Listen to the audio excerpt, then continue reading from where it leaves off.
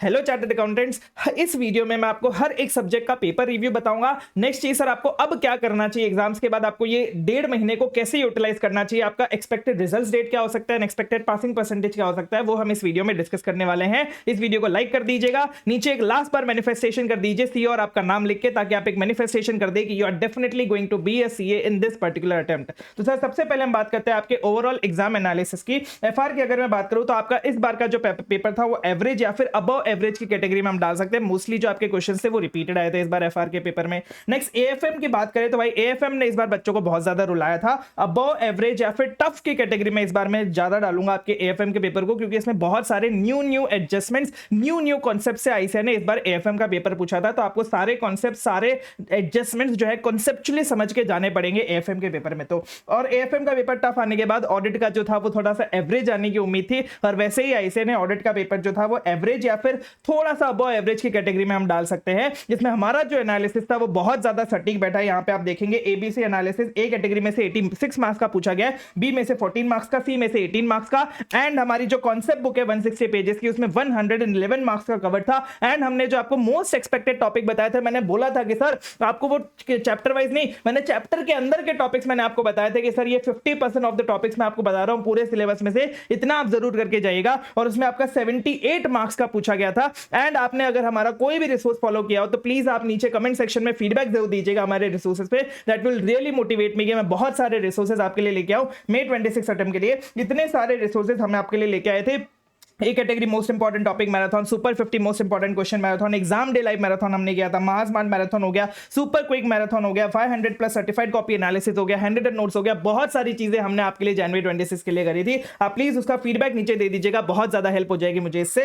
Next आपका जो DT था वो एवरेज या फिर इस बार थोड़ा सा, मतलब बहुत सारे बच्चों का एवरेज भी लगा था और थोड़े बहुत बच्चों को इस बार जो डीटी का पेपर था वो अबव एवरेज भी लगा था। और आईडीटी इस बार अनएक्सपेक्टेडली आईसीआई ने अबव एवरेज और टफ की कैटेगरी का क्वेश्चन पेपर पूछा था। आईडीटी मैं बोल सकता हूं कि हाँ भाई टफ कैटेगरी का था। यहां पे आईसीआई ने बहुत नए क्वेश्चंस और बहुत न्यू एडजस्टमेंट जो थे वो बना के पूछे थे, जो अनएक्सपेक्टेड था बच्चों के लिए, बहुत ज्यादा बच्चों के लिए बहुत ज्यादा अनएक्सपेक्टेड था। और आईडीटी की वजह से आईबीएस बच्चे अच्छे से पढ़ नहीं पाए। नेक्स्ट अब सर हमें क्या करना है अभी आपके एग्जाम के बाद, तो भाई ये ऐसा टाइम नहीं है कि नानी के घर चले जाता चलो सर छुट्टी मना लेते हैं। ये आपका हनीमून पीरियड है। इस हनीमून, इसको मैं हनीमून पीरियड क्यों बोलता हूं सर, क्योंकि अब आपके पास आपके सारे पाप धोने का टाइम है। अगर आपने काम नहीं किया था अच्छे से आर्टिकलशिप में, या फिर आपने बहुत ज्यादा लेट हो गए हो आप, या फिर आपके बहुत पहले आर्टिकलशिप खत्म हो गई थी, तो अब आपके पास सारा कंपेंसेशन करने का टाइम है। आपको मार्केट में रेलेवेंट रहने का टाइम है, क्योंकि भाई सीए बनने के बाद हमारी एक नई जर्नी शुरू होती है, हमारी एक नई लाइफ शुरू होती है। तो भाई ऐसा नहीं बोल रहा कि अभी से काम करना शुरू कर दो।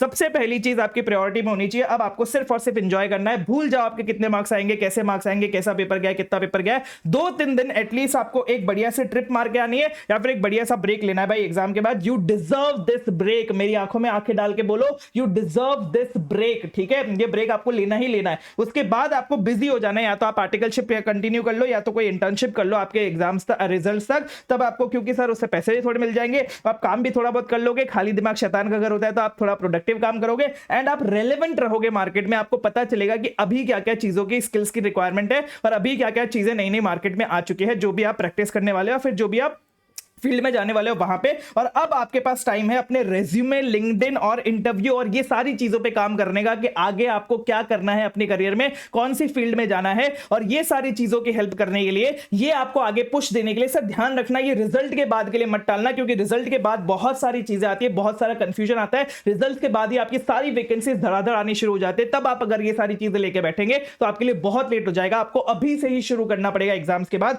और इसलिए हम आपके लिए लेके आ गए करियर नेविगेटर प्रोग्राम 5.0। इसके माध्यम से, इसके थ्रू हमने ऑलरेडी 500 प्लस सीएस को प्लेस करवा दिया है। और अब आपकी बारी है इस पर्टिकुलर टाइम में, जैसे ही आपका रिजल्ट आएगा, या फिर जैसे ही आपका ये अभी एग्जाम खत्म हो गया, उसके बाद आपके ये पूरा जो करियर नेविगेटर प्रोग्राम है वो शुरू हो जाएगा। 24th-25th जैन से आपका ये करियर नेविगेटर प्रोग्राम जो है वो शुरू हो रहा है। इसकी सारी डिटेल्स आपको जो है वो वेबसाइट पे मिल जाएगी। यहाँ पे मैं आपका ज्यादा टाइम नहीं लूंगा, यहाँ पे आपको वेबसाइट की डिटेल्स मिल जाएगी। नीचे पिन कमेंट पे आपको डिस्क्रिप्शन में लिंक मिल जाएगी सारे हमारे करियर नेविगेटर प्रोग्राम की, उसको आप जरूर चेकआउट करिएगा। अब आपका टाइम है ये अपने अपने स्किल्स पे, अपने करियर पे, अपने रेज्यूमे, इंटरव्यू, लिंक्डइन पे, ये सारी चीजें से फोकस करने का। सर एक्सपेक्टेड रिजल्ट डेट मैं आपको बता देता हूं ताकि आप अच्छे से प्लान कर पाए अपना आगे आने वाला टाइम। तो ऑलमोस्ट आप मान लीजिए 1st, 2nd, 3rd अक्टूबर के अराउंड आपका ये रिजल्ट आ सकता है। मेरे ख्याल से मोस्टली आपका जो होली के पहले रिजल्ट आ जाना चाहिए। क्या कर सकते हैं, ऐसा ही ये सारी चीजें कंसिडर नहीं करता है। वैसे आइडियली उनको होली के बाद देना चाहिए, पर कुछ नहीं कह सकते ऐसा ही का। तो नेक्स्ट आपका जो एक्सपेक्टेड पासिंग परसेंटेज है, हो सकता है कि बहुत सारे लोग बच्चों को लगे सर इस बार तो जनवरी 26 में बहुत सारे पेपर जो थे वो टफ थे,